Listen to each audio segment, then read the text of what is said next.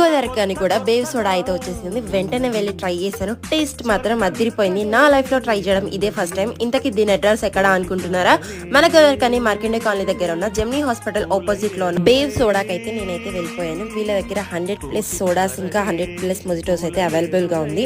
And అంతేకాదు tea and coffees లో 100 flavours అయితే వీళ్ళ దగ్గర అవైలబుల్ గా ఉంది.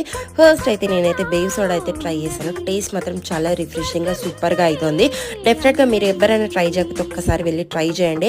అండ్ నెక్స్ట్ అయితే మొజిటో అయితే తాగాను. చాలా ఫ్లేవర్ఫుల్ గా సూపర్ గా అవుతుంది.